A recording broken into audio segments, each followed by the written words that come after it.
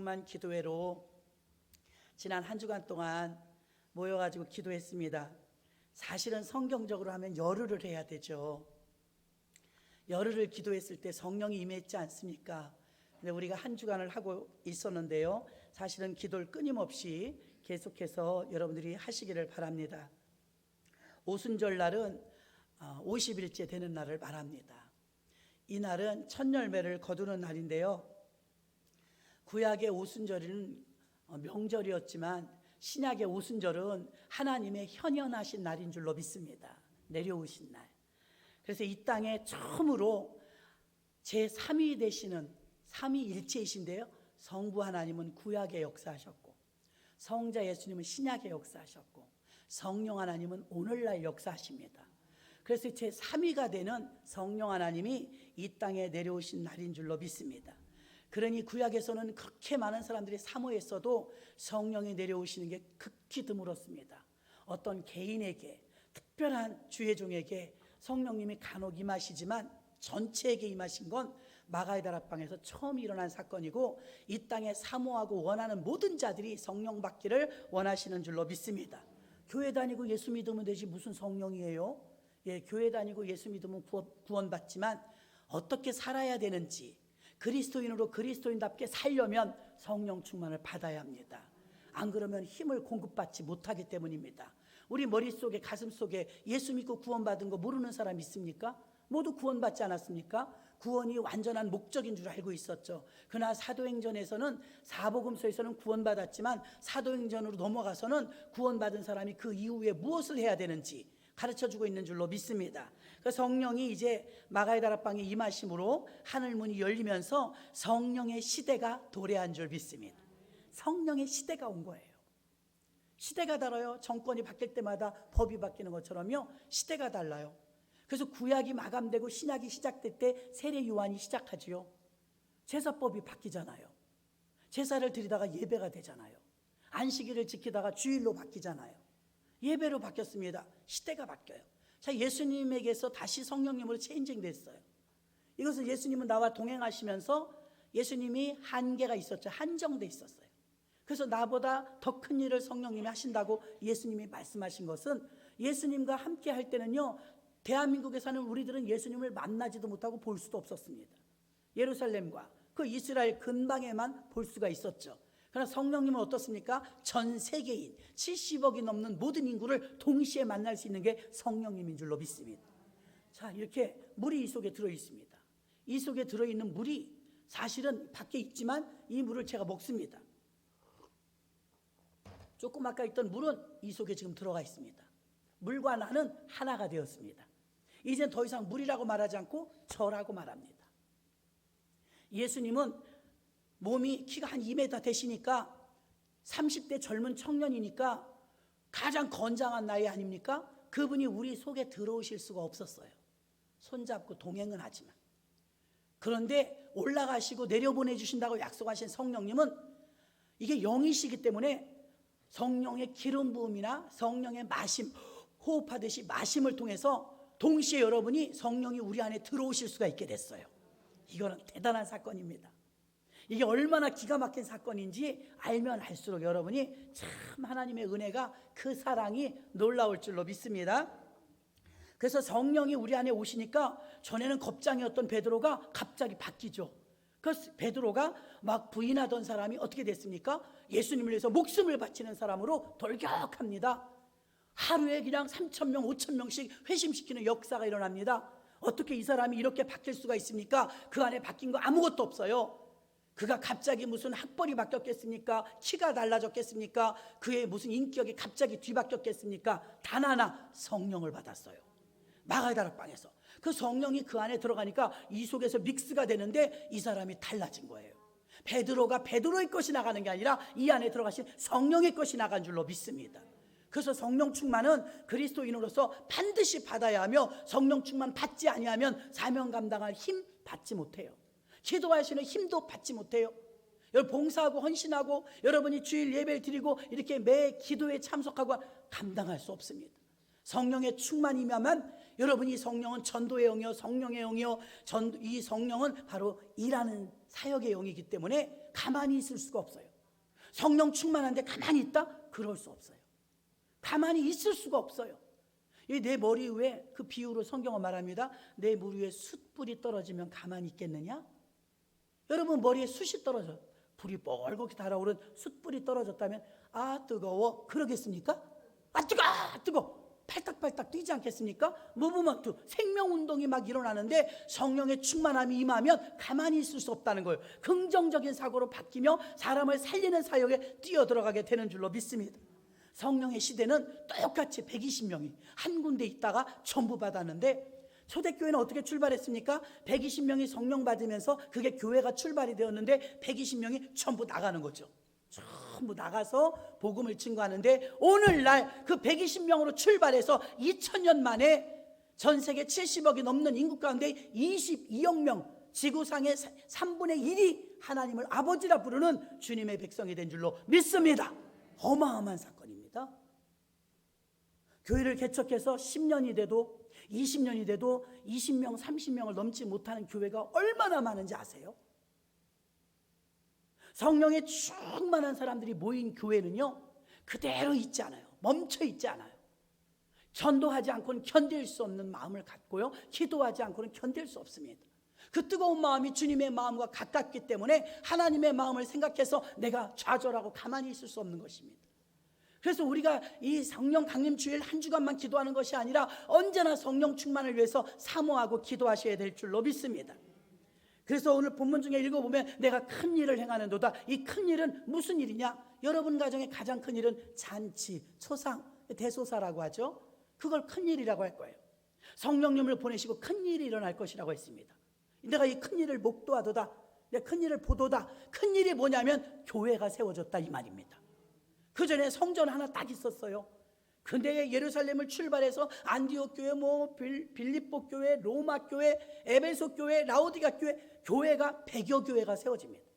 이게 큰일 아닙니까? 엄청난 일이 성령이 출발하면서 120명과 더불어 흩어져 나가 복음을 증거했는데 교회가 100여 개가 세워졌으니 놀라운 성령의 역사였는 줄로 믿습니다.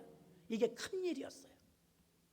하나님이 성령의 시대를 시작했고 성령으로 출발한 것이 마가의 다락방의 120문도가 오순절날, 우리 교단 이름이 오순절 아닙니까?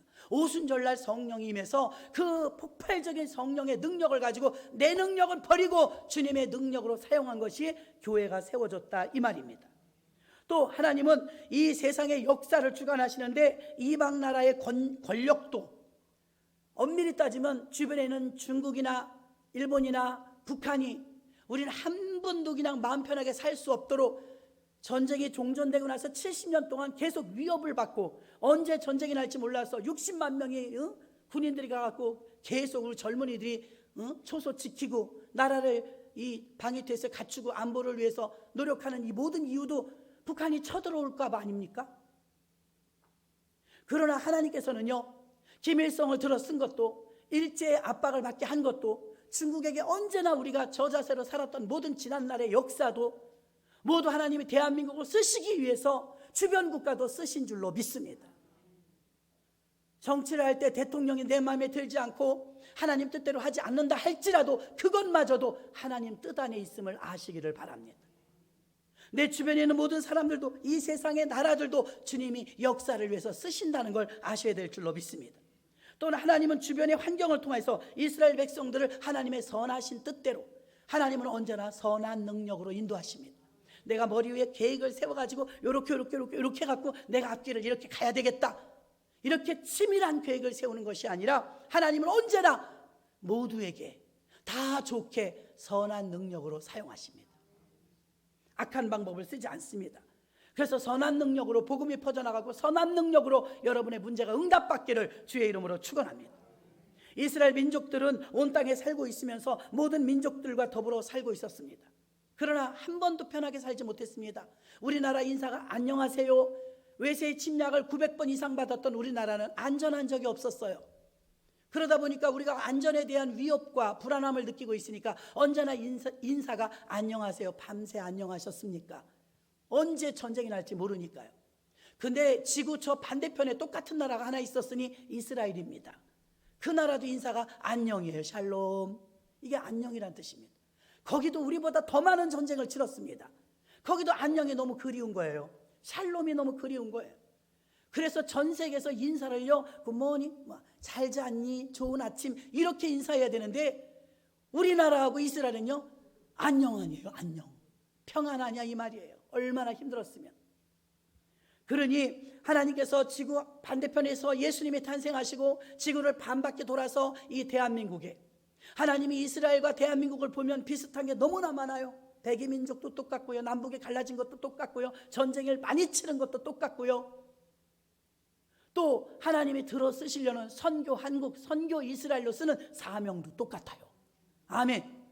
그래서 하나님이 쓰시려고 하는 계획을 안다면 우리가 어떤 방향으로 가야 될지 알아야 될 줄로 믿습니다. 또 마가다락방에 임했던 이 성령 충만은요, 교회에 120명이 많다면 많고 적다면 적은데, 교회는 제가 30명이 있을 때도 50명이 있을 때도 70명이 있을 때도 100명이 있을 때도 100명이 넘을 때도 언제나 시끄러울 때가 있어요. 그렇게 성령에 충만했던 초대교회도 그 구제하는 사건 때문에 얼마나 시끄러웠습니까? 헬라파 유대인들과 히브리파 유대인들이 계속 시끄럽게 분쟁이 일어났어요. 교회는 크고 작아도 늘 시끄러웠다 이 말입니다. 그런데도 불구하고 놀라운 사실은요, 성령에 충만한 교회는 어떤 역사가 있느냐, 아무리 분열이 되어 있는 것 같다 할지라도 성령이 역사하실 때는 하나가 되는 줄 믿습니다. 초대교회는 하나가 되었어요.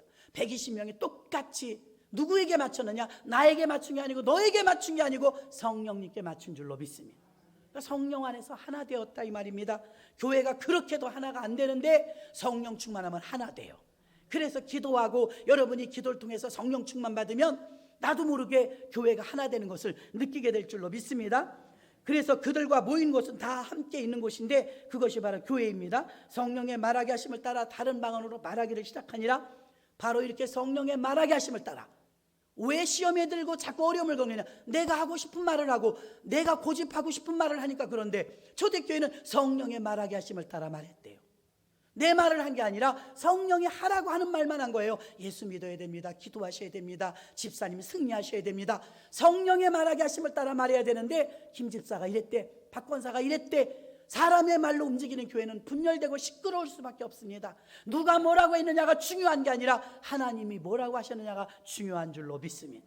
성령의 말하게 하심을 따라. 저는 사모하면서 그런 마음으로 기도 많이 합니다. 주님, 제발 제가 성령의 말하게 하심을 따라 말하게 하시옵소서. 강단에서 뿐만이 아니라 성령의 말하게 하심을 따라 말하게 하시옵소서. 오해를 하고 안 하고 본인들이 받아들이고 아니에 받아들이고는 여러분의 몫이고, 저는 어쨌든 성령의 말하게 하심을 따라 말하게 하시옵소서. 잘 안 되니까 이런 기도를 많이 하는 거예요. 성령의 말하게 하심을 따라 말하는 교회가 초대교회였는 줄로 믿습니다. 바벨탑 사건을 아시지요? 바벨탑은요, 언어가 하나였대요. 전 세계가 언어가 하나, 얼마나 편하겠어요. 대한민국에서만 학생들에게만 들어가는 영어 한 가지만 배우는데 140억이 들어가요, 한 해에. 그런데 다른 언어까지 합하면 말도 못하게 많겠죠. 그럼 외국어를 한꺼번에 태어나자마자 다 한다면 돈 많이 번 거겠죠. 얼마나 편리하겠어요. 바벨탑 사건은요, 언어가 하나 있을 때 일어난 일이에요. 하나님은 하나 되는 걸 너무나 원하시니까 언어를 다 하나 만들었어요. 언어가 하나니까 의사소통을 하면서 하나님을 대적하는 것, 교만해지는 곳에 각자 이름을 쌓으면서 탑을 쌓아 올라가는 거예요. 성령 하나님께서 삼위일체께서 내려오셔가지고 이들이 무엇을 하나 내려와 봤더니 각각 자기의 이름을 높이기 위해서 자기의 이름들을 내면서 바벨탑을 쌓고 있는 거예요. 어허, 이 인생들이 언어가 하나니까 이런 불의한 일을 행하는도다 훅 불어버리죠. 성경은 말합니다. 창세기 11장에서 바벨탑이 무너지면서 각자 언어가 달라졌어요. 그래서 한국말, 일본말, 미국말, 브라질말 말이 달라졌어요. 놀라운 사실은 언어가 안 통하니까 바벨탑 쌓기를 그쳤더라. 하나님이 강권적으로 막았는데 언어의 통폐합에서 언어를 분열시킴으로 말미암아 언어의 재앙이 왔죠. 외국어 하나 배우는데 몇 년이 걸립니까? 언어가 흩어진 거예요. 왜? 언어가 하나 되니까 하나님을 대적하는 일에 힘을 쓰더라 이거. 자기들의 이름을 내는 일에 힘을 쓰더라 이거예요. 언어를 흩어버리니까 더 이상 진행할 수가 없었어요. 세상에 제일 답답한 게 말귀를 못 알아듣는 겁니다. 얼마나 답답한지 아십니까? 부부라도 이건 안 맞아요. 한국말을 하는데 못 알아듣는 건 무슨 일입니까? 이것이 바로 언어가 하나가 되지 못했다는 것입니다. 정말 성령이 충만하면 언어가 하나가 됩니다. 언어가 성령의 말하게 하심을 따라 말하게 되는 줄로 믿습니다. 언어가 하나 되면 여러분 큰 일을 할 수가 있는 거예요.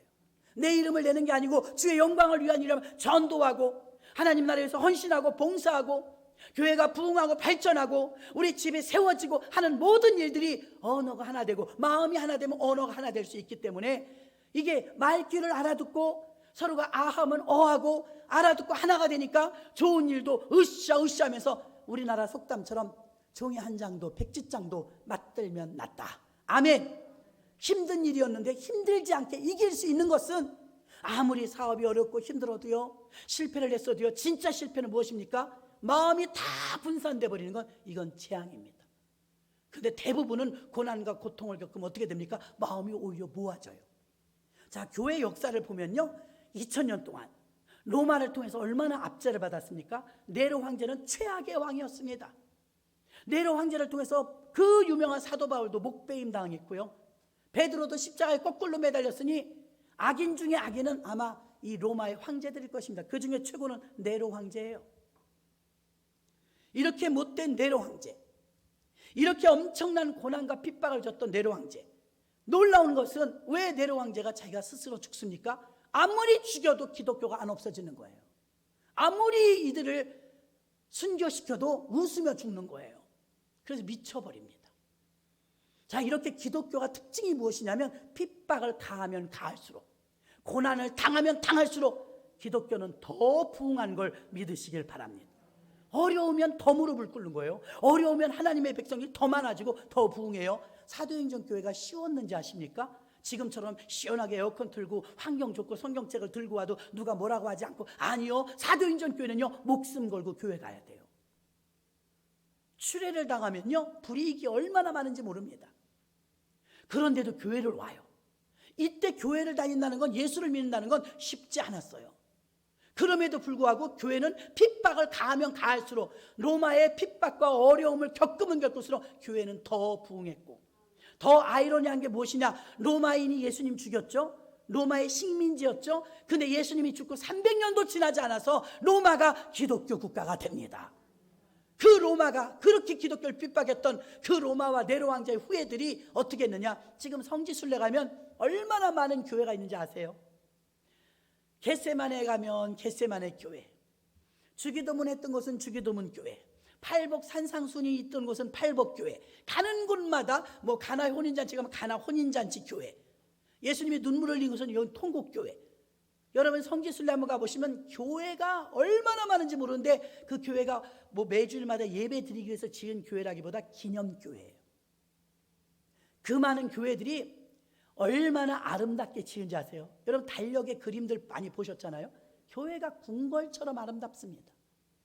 그렇게 아름답게 지은 수많은 성지에 있는 교회들 누가 지었을까요? 다 로마인들이.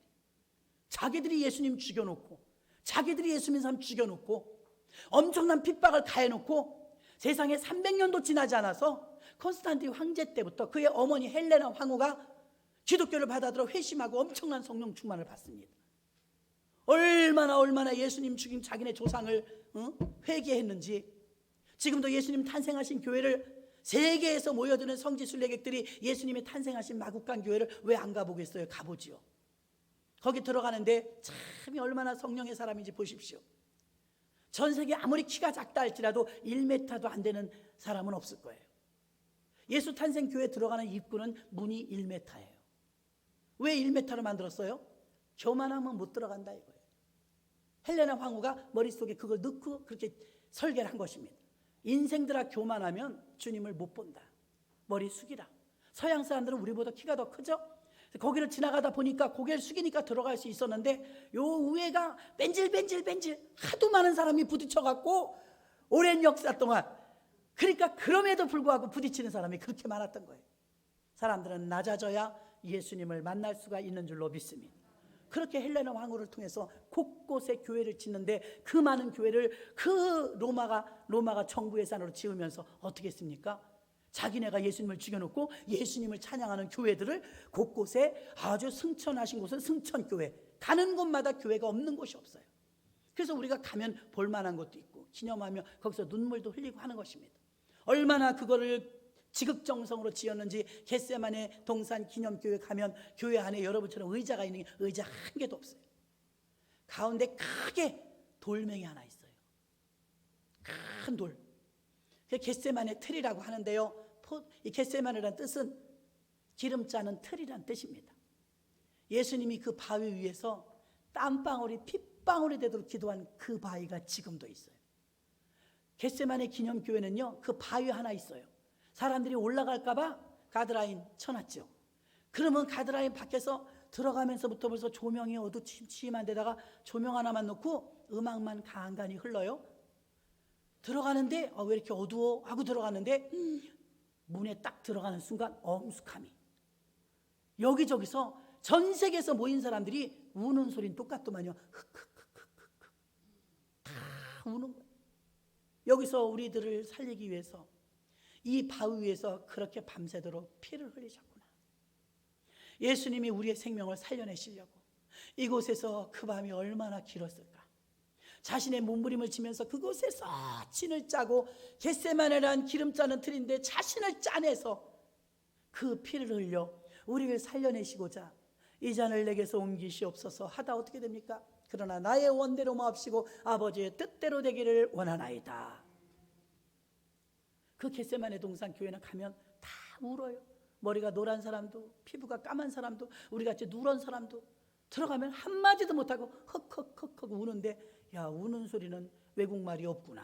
다 똑같구나. 얼마나 처절하게 울고 몸부림치면서 막 땅을 치며 기도하시는 분들을 저도 뵀어요. 그냥 들어가면서 눈물이 나더라고요. 그 교회는 의자 한 개도 없고 딱 바위 하나 있어요. 그냥 기념교회입니다. 거기 가서 예수님이 어떻게 그 조각 하나 해놨습니다. 밖에다가 바위에다가 예수님이 이렇게 기도하는데 늘어진 모습, 몸이 힘이 하나도 없어서 늘어져서 기도하는 그 모습 밖에 조각 하나 해놨고, 거기에 감람나무가 아름드리가, 제가 덩치가 큰데도 제 손으로 나무를 잡을 수가 없을 정도로 큰데, 그 감람나무 올리브나무 2000년이 넘었다고 해요. 거기에 그 나라 말로 뭐라고 썼는데 저는 잘 못 읽지만 가이드가 말을 해줍니다. 이 나무는 예수님의 기도하는 모습을 보았다고. 그렇게 예수님 때 있었던 나무라 이 말이에요. 이런 아름드리 나무가 거기 그렇게 많더라고요.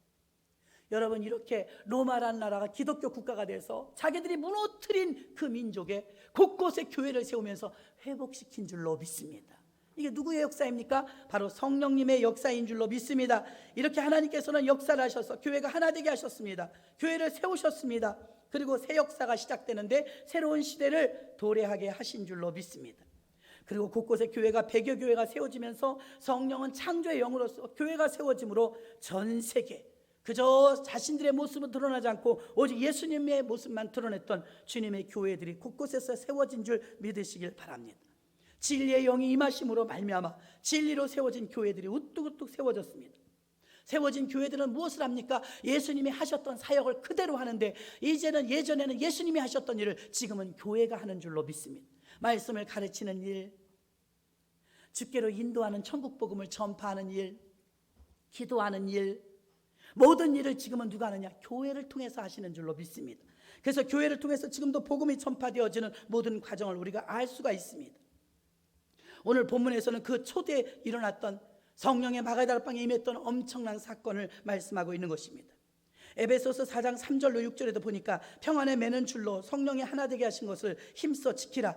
몸이 하나요 성령이 하나이니 이와 같이 너희가 부르심의 한 소망 안에서 부르심을 입었느니라. 주도 하나요 믿음도 하나요 세례도 하나요 하나님도 하나이시니 곧 만유의 아버지시라. 만유 위에 계시고 만유를 통일하시고 만유 가운데 계시도다. 아멘. 성령이 하나 되게 하시는 영으로 교회를 세웠다 이 말입니다.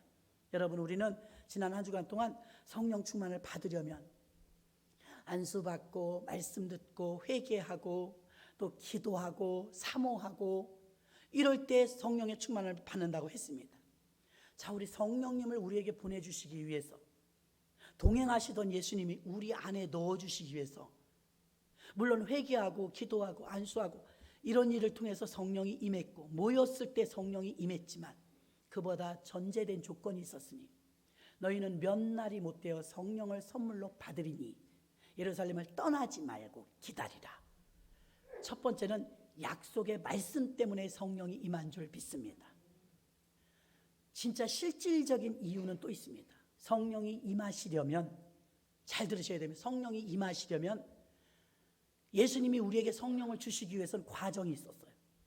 예수님이 죽으셔야 했어요. 예수님이 죽으시지 않았다면 육적 보혜사가 올라가니까 영적 보혜사가 내려오신 건데, 예수님이 죽으시지 않았다면 성령은 오실 수가 없었죠. 내가 올라가는 것이 너에게 유익하니라, 이 말이 그 말입니다. 그러니까 성령이 우리에게 오시기 위해서는 예수님이 자신이 죽어야 했어요. 자, 구약의 이스라엘 백성들이 애굽에서 종살이를 합니다. 가나안 땅을 가기 위해 나오죠. 물이 없어요. 하나님께 기도합니다. 백성들이 다 목말라 죽게 생겼습니다. 기도했더니 하나님께서 지팡이를 들고 있지? 그 지팡이 가지고 반석을 치라. 보니까 큰 반석이 있어요. 그 반석을 그냥 두었을 때는 그냥 반석이었어요. 바위라고요. 산에 가면 많이 볼 수 있는 바위. 지금도 시나이 반도 시내산에 가면 그걸 볼 수 있습니다. 그 바위를 세상에 나무 이 지팡이로 때린다고 반석이 갈라지겠어요? 말씀을 믿고 때린 거예요. 저 반석을 치라, 분명히 때리라 했어요. 그래서 모세는 지팡이를 들고 홍해를 갈랐던 그 능력의 지팡이를 가지고 반석을 땅 때리쳤어요. 놀라운 것은 바위가 쭉 갈라지더니 가운데서 생수가 솟구쳐 나온 줄로 믿습니다. 그 물이 수도꼭지도 아닌데 반석에서 나와갖고 그 많은 사람이 다 먹고 동물들도 먹는 시원함을 맛본 줄 믿습니다. 신약에 와서 성령을 뭐라고 비유합니까? 배 깊은 곳에서부터 올라오는 생수가 터진다고 말하고 있는 줄로 믿습니다. 예수님은 그때 반석을 쳤을 때 나온 물은 생수고, 그때 반석은 분명히 성경은 기록합니다. 바울이 그것은 반석은 예수 그리스도시다. 예수 그리스도를 치니까 생수가 나온 거예요. 다시 생각해 보십시오. 예수님은 몇 번 피를 흘렸나요? 2번 피를 흘렸어요. 2번 피를 흘렸는데 우리가 알기로는 십자가 지실 때 피 엄청 흘리셨죠? 물 쏟고 피 쏟고 다 쏟으셨습니다. 우리는 그것만 생각하는데 십자가 지기 전에도 피 흘렸어요. 조금 아까 말했던 겟세마네 동산에서 기도하실 때 땀이 나오는 게 아니고 모세혈관이 파열되어 피가 솟구쳐 나왔습니다. 그래서 땀방울이 핏방울이 되었다고 누가복음은 기록하죠. 여러분이 두 가지 사건을 보세요. 반석을 치니 생수가 나왔대요. 그럼 이 보혜사 성령을 바로 생수로 비유하는데요, 이 생수가 나오기 위해서, 우리에게 이 시원한 생수를 주시기 위해선 기도하고 모이고 약속의 말씀이 있지만 예수가 죽지 않으면 안 됐다는 겁니다. 예수가 죽는 데는 피를 2번 흘렸어요. 첫 번째는 겟세마네 동산에서 땀방울이 핏방울이 되도록 흘렸어요. 그러면 반석은 내리쳤는데 십자가 사건은 피는 더 많이 흘렸지만 십자가 사건은 남이 친 거고요. 타인에 의해서 매맞음을 통해서, 고문을 통해서 때리니까 맞은 거죠. 그래서 우리 영화 많이 보지만 피가 낭자하지 않습니까? 그건 외부로부터 압력을 가해서 당한 피였어요. 사실은 여러분 더 힘든 고난의 피가 있었는데 십자가 사건을 지기 이전에 겟세마네 동산에서 땀방울이 핏방울이 되는 흘림이 있었습니다. 이때는 외부의 압력이 없었어요. 누가 때린 것도 아니고 누가 친 것도 아닌데 그냥 땀에서 피가 나왔어요. 고열을 짜낸 거죠. 여러분 보세요. 이것은 본인이 깨닫고 본인이 땀이 피가 되도록 기도했다는 것은 이미 자신이 먼저 쳤다는 거예요. 자신이 죽기로 작정했다는 거. 그 대표적인 말씀이 내 원대로 마옵시고 아버지의 뜻대로 되기를 원하나이다. 사실은 이 잔을 내게서 옮겨 주옵소서, 이 말은 죽고 싶지 않았다는 거예요. 그렇게 비참하게 죽고 싶진 않았다는 거예요. 예수님도 그 얼마나 고통스러운지 아니까요. 그런데 마지막 항복한 게 어떤 대목에서 나오느냐? 내 원대로 마옵시고 아버지의 뜻대로 되기를 원하나이다. 이 고백은 죽기로 각오를 했다는 거죠. 아, 난 이제 죽어야 되겠구나. 죽는 게 아버지 뜻이구나. 그냥 죽어야 되겠다. 예수님께서 죽기로 각오했기 때문에 살려달라고 이 잔을 옮겨달라고 기도하다가 마지막에 어디서 기도가 끝납니까? 그러나 내 원대로 마옵시고 아버지의 뜻대로 되기를 원하나이다. 내가 죽기를 결정하니까 기도가 끝났어요. 이미 피 흘렸어요. 피가 흘렸고 죽기를 각오했고, 아, 이젠 죽으러 가는 길입니다.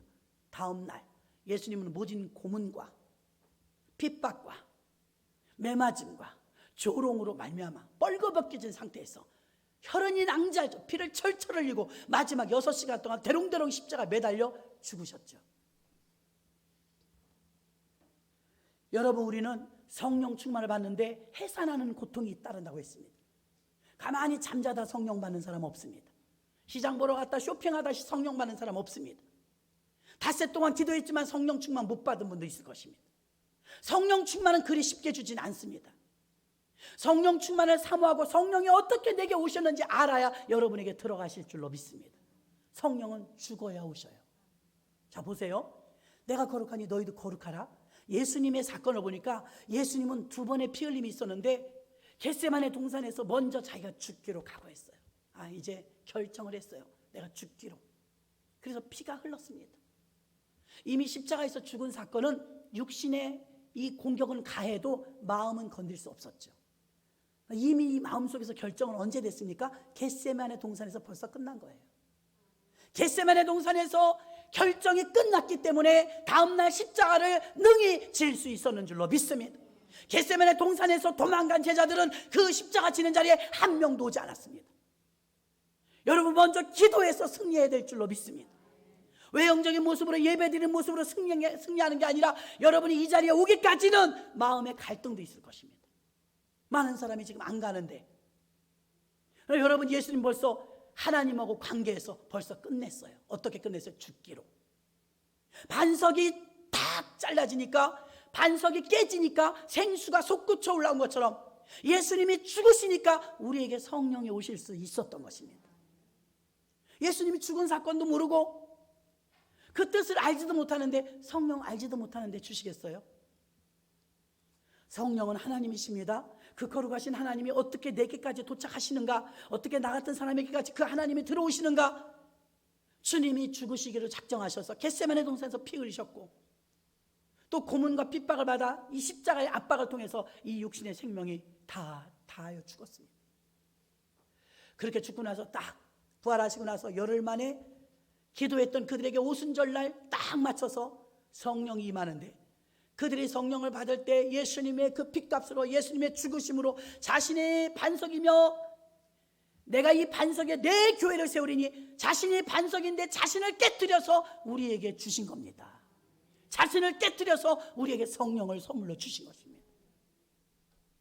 우리가 배우고 본받아야 되는데 여러분의 마음가짐이 깨지려고 하지 않으면 성령 못 받습니다.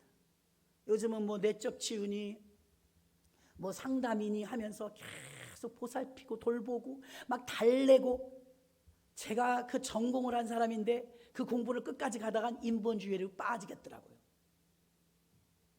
성경은 뭐라고 말합니까? 깨지래요. 아프지만 깨지래요. 반석이 깨져야 생수가 나왔던 것처럼, 예수님이 죽었으니까 우리에게 생명이 나왔던 것처럼, 미안하지만 집사, 권사, 직분 다 가지고 있어도 깨지지 않은 자 쓸 수 없어요. 반석을 쳤을 때 쫙 갈라지면서 생수가 나왔습니다. 예수님이 죽으시니까 우리에게 성령이 도래했습니다. 여러분이 돌덩이처럼 딱딱하고 아집과 고집과 교만과 우상숭배와 갖가지 술수와 못된 것들이 그대로 있는 한 성령이 비집고 들어갈 자리가 없습니다. 고린도후서 10장 4절과 5절을 보겠습니다. 고린도후서 10장 4절과 5절 합독합니다. 시작. 우리의 싸우는 병기는 육체에 속한 것이 아니오 오직 하나님 앞에서 견고한 진을 파하는 강력이라. 모든 이론을 파하며 하나님 아는 것을 대적하여 높아진 것을 다 파하고 모든 생각을 사로잡아 그리스도에게 복종케 하니. 아멘. 좀 어려우시겠지만 4절에 보면 견고한 진이 있대요. 군대 갔다 오신 분들은 알 거예요. 견고한 진. 여리고성도 견고한 진이었습니다. 근데 견고한 진이 파한다, 깨져야 된다는, 바위가 깨지듯이. 여러분, 잘난 사람은 잘난 대로, 똑똑한 사람은 똑똑한 사람대로, 무식하면 무식한 대로 우리는 견고한 진들이 있어요. 우리들의 견고한 진, 고집이든 뭐든 견고한 진이 있어요. 놀라운 게 이게 파해야 된대요. 깨져야 된대요. 그 견고한 진이 뭐예요? 물어보니까 5절에 나옵니다. 모든 이론을 파하며. 잘났든 못났든 자기의 이론이 있어. 개똥철학이 다 있어요. 그래가지고 자기가 굳혀져 있는 이론, 이것이 깨지지 않고는 생수가 나올 수 없다는 것입니다.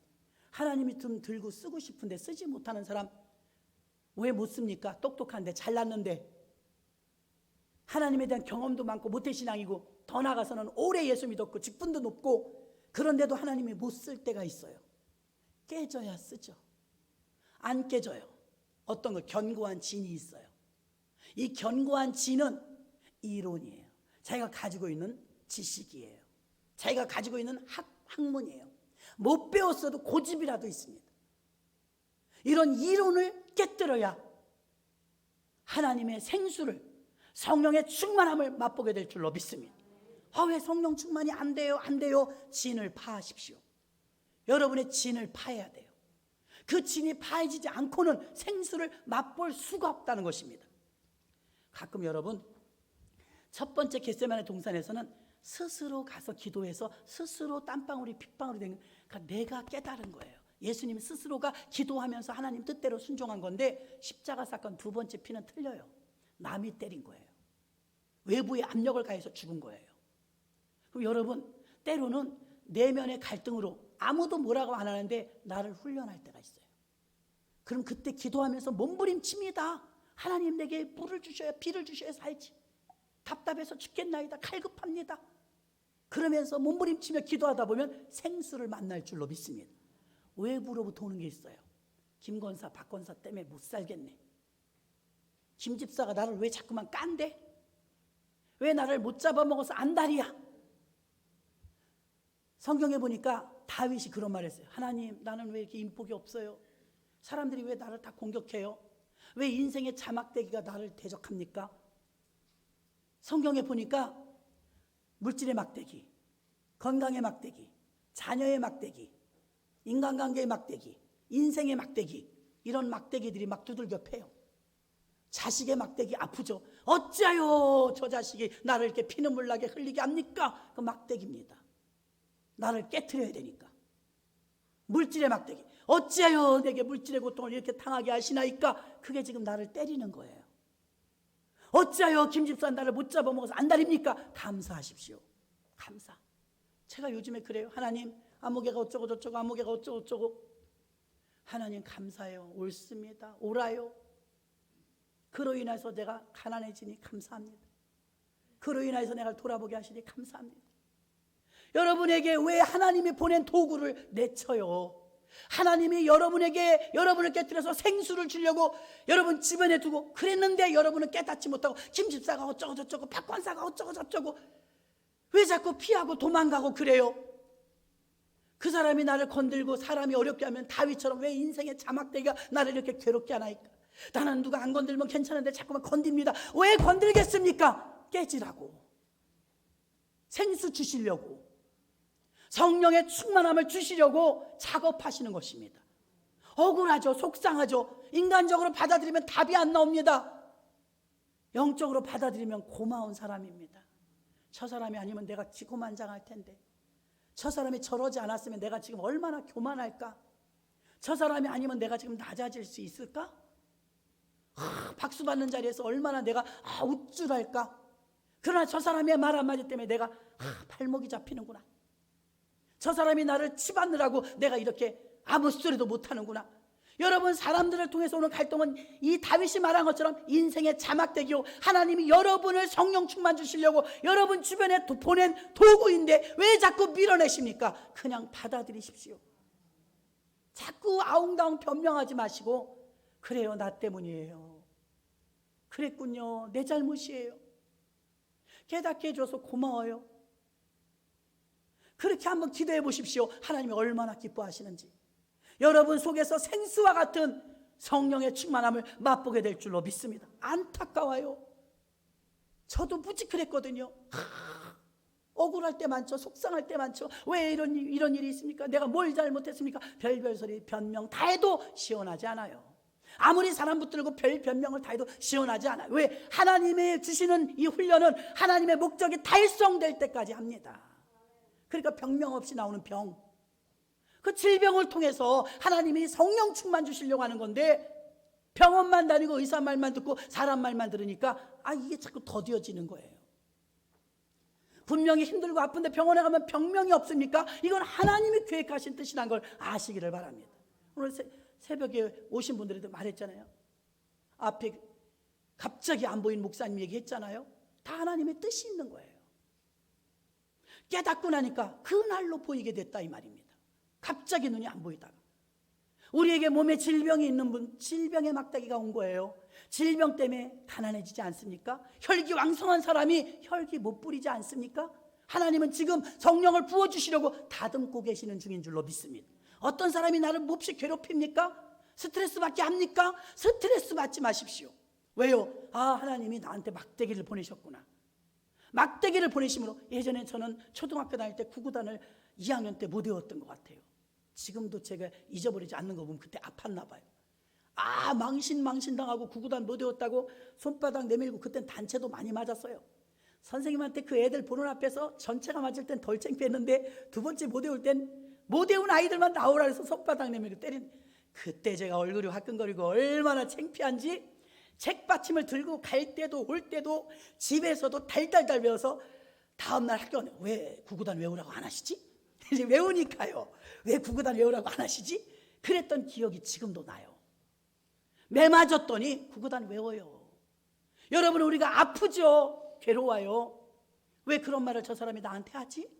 알지도 못하면서 왜 그렇게 억울한 말을 하지? 왜 저 사람은 자기도 못하면서 나한테 그러지? 등등. 여러분, 누군가가 나한테 가시 역할을 했다면 그건 가시가 아니라 하나님이 나를 성령 충만 주시려고 지금 나를 깨트리시기 위한 작업임을 아시기를 바랍니다. 그것만 알면 아주 쉬워요. 답이 아주 쉬워요. 아웅다웅 속상해서 바글바글 끓을 필요도 없고요. 남편이 왜 이러죠? 부인이 왜 이러죠? 자식이 왜 이러죠? 질병 때문에, 물질 때문에 나 이게 너무 힘듭니다. 괴롭습니다. 모든 환경은 어려움을 통해서 예수님처럼 스스로 알아 깨달았으면 좋았지만 그렇게 깊은 사람 많지 않아요. 외부의 압력을 통해서라도 아픔을 깨닫게 하는 거예요. 그 아픔을 통과하고 나면 해산 뒤에 새 생명을 만나는 것처럼 그 아픔을 통과하고 나면 어떤 역사가 있느냐? 바로 성령 충만이 기다리고 있습니다. 성령의 충만함은요, 모든 걸 감당할 수 있는 포용력이 생기고 어떤 핍박과 어려움이 와도 웃으면서 축복해 줄 수 있는 여유로움이 나오고 이전에 베드로는 베드로였는데 전혀 다른 베드로가 된 것처럼 성령의 가장 큰 확실한 증거는 변화인 줄로 믿습니다. 정말 변화된 믿음으로 확실 있게 내가 성령 충만한 삶으로 멋진 신앙생활을 하고 싶다. 그러면 성령 충만을 사모하고 받으셔야 하는데 성령 충만이 오시기 직전에 바위가 부서지는 일이 있다는 거예요. 저는 성령 충만 받기 위해서 얼마나 해산하는 고통을 느꼈나 몰라요. 그렇게 눈물로 범벅이 돼 회개하고 기도하고 몸부림치고 그리고 성령 충만이 내게 임했을 때 사물이 다 아름다워 보이고 지나다니는 모든 풀잎까지라도 다 웃는 것 같아요. 나는 난데 세상도 바뀐 게 없는데 완전히 바뀌었어요. 바라보는 게 달라지고 생각하는 게 달라지고 행동하는 게 달라진 줄로 믿습니다. 신앙생활은 행복 자체였습니다. 어느 날 믿음이 떨어지고 은혜가 떨어지고 성령 충만은 받았었는데 이것이 다 소비만 해버리고 나면 이제 신앙생활이 무겁습니다. 힘듭니다. 주일날 교회 오는 것도 힘듭니다. 그러나 성도가 가장 행복할 때는 어떤 때입니까? 막 열심히 충성하고 헌신할 때인 줄로 믿습니다. 여러분 중에 혹시 시들은 분이 있다면 사모하셔서 또 한 번 나를 쳐서 복종시키는 단계의 훈련으로 들어가 겟세마네 동산에서 내면에서부터 다 자기 자신을 포기하고 깨뜨렸던 예수님처럼 그 겟세마네 동산의 기도의 승리가 곧바로 십자가를 지는 승리의 사명 감당할 수 있었던 힘이 되었던 것처럼 저와 여러분도 스스로 기도의 자리에 들어가시고 스스로 기도의 자리에 들어가지 못하면 외부의 압력이 온다는 걸 아시고 외부의 압력이 오면 그걸 그대로 수용하셔서 김집사 박권사가 문제가 아니라 하나님이 내게 성령 충만을 터뜨리시려고 내 속의 것을 꺼내시려고 하는데 그런 작업 가운데 지금 내가 외부의 압력을 받는 것이구나 이렇게 생각하셔서 감수하시고 사람을 상대로 자꾸 확산시키지 말고 입 꾹 다물고 하나님 그래서 내가 겸손합니다. 그런 말 저런 말을 들으니 내가 더 교만해지지 않게 하시니 감사합니다. 옳습니다. 맞습니다. 나는 죽음마땅한 죄인입니다. 주님 앞에 무릎을 꿇으면 여러분이 깨트려지는 그 중심 속에서 생수가 강같이 흐를 줄 믿습니다. 그 성령 충만이 우리 교회 모두에게 임하기를 주님의 이름으로 축원합니다. 주여 일창하시고 성령 충만 위해서 이 시간에 통성으로 기도합니다. 주여